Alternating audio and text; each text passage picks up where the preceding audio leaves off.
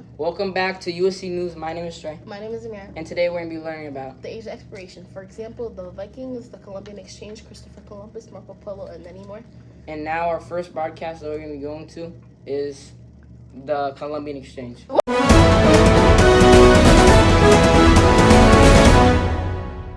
Good afternoon. I'm here to talk about the Columbian Exchange. First, we have the food section. Different examples of food they traded from the Old World is banana, black-eyed peas, yams, and rice. From the New World, corn, potatoes, squash, and pineapples. These various foods shape what we have now in several areas. Without the Old World consisting of Europe, Africa, and Asia, we wouldn't have oranges in Florida, cattle in Texas, and many more things. And on top of food, they're also traded animals. Oh, hold on. I think we're having technical difficulties. Give us a second.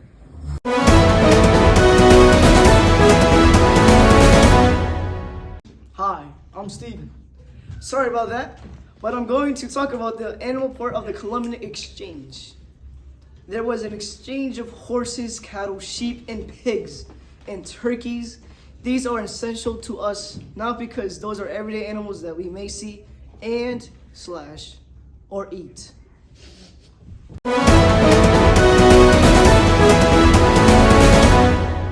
Here I am, your host, Steven Cruz. I'm here to tell some funny jokes about the Columbian Exchange. What did the potato say to the chicken? What? I'm from the old world and you're from the new world. Well, let's try not to get fraught.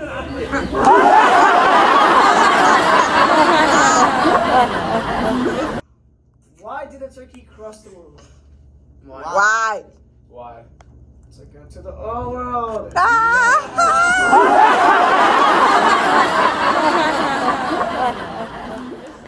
Sally, that's all the jokes I have for today. Now let's pass it on to the next program. Have a great day, ladies and gentlemen.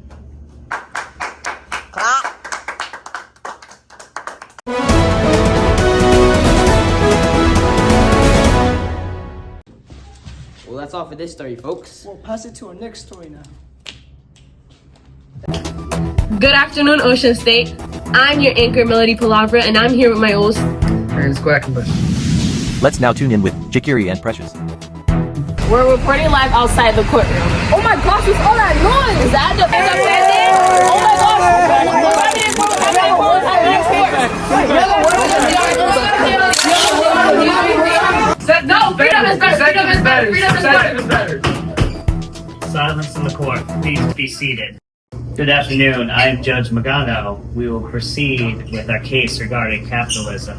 Mr. Quackenbush, you may begin with your arguments. Judge Magano, I am here today with my client, Katie, because we believe incentives play a bigger and most important role in capitalism. But Ms. Palavra here believes freedom is. We have decided to take it a step further and address this matter in the court. The reason why me and my client believe incentives is more important is incentives, like the prospect of profit or rewards, motivate people to participate in the market. Thank you very much. Ms. Palavra, you may begin. Thank you, Your Honor. Me and Gianni are here because we believe freedom is a greater part in capitalism. Freedom allows individuals to make their own financial decisions without the government controlling what job they have and if they have to go to the military and whatnot. Freedom allows people to express their own opinions. After hearing both arguments, you both make compelling cases. I am going to agree that incentives are the thing that inspires our government the most. No, I knew this was gonna happen. Stop getting down the train! Stop getting down the train! No! You're a failure. No!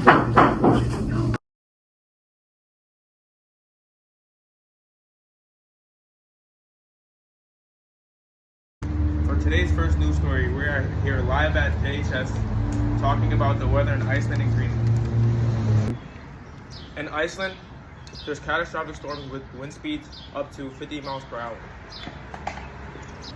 And the temperature is decreasing 6 degrees per day. The temperature ranges from 20 degrees to negative 37 degrees. This is also occurring in Greenland with the wind speeds over 60 miles per hour. Temperature ranges from 15 to negative 40. For our second story of the day, we'll be talking about the Vikings. The Vikings were noble warriors who traveled across the New and Old World. That's why we're here with a special guest today, Leif Erikson, who discovered the Americas. Leif Erikson, what year did you discover the Americas? 1080. Leif Erikson, where did you and your Vikings live? Scandinavia. Leif Erikson, what were you and your Vikings known for? Me and my Vikings were noticeably for exploring and raiding the people. Go. How long did the Viking exist? You better stop touching my people before I show you something.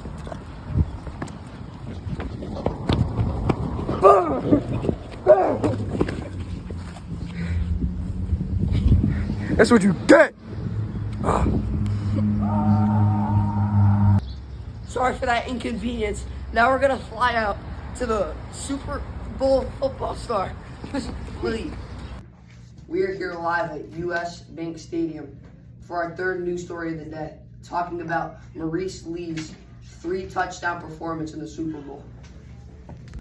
This is why we brought a special guest here today, Maurice Lee, to ask him some questions on his game today.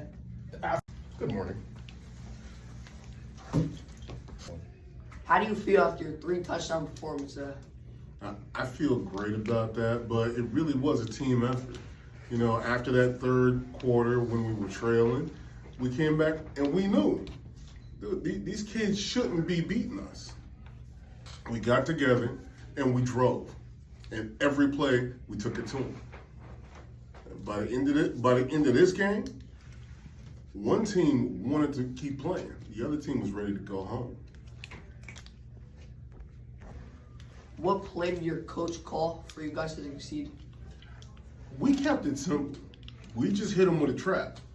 And the thing about a trap, you gotta beat it.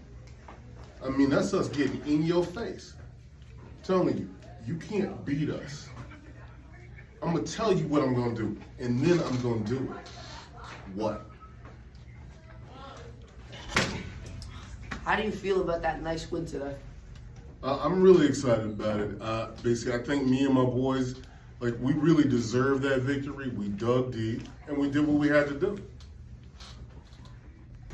Any last-minute thoughts on the game? I mean, we are happy. We climbed the mountain.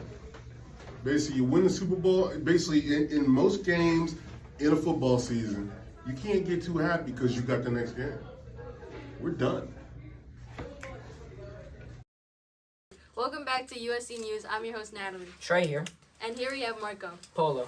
Anyways, in this news story, we've received many complaints on Marco's new book, The Travels of Marco Polo, which entails his travels in Mongolia. It is said that Marco Polo had many false claims in his book. But before we go to court, here's what we know about Marco. Polo. Supposedly, he journeyed to China with his father and uncle along the Silk Road between 1271 and 1295. He states that in his 17 years in China, he served as a trusted, confident, and official of Kublai Khan. And all this can be found in his book.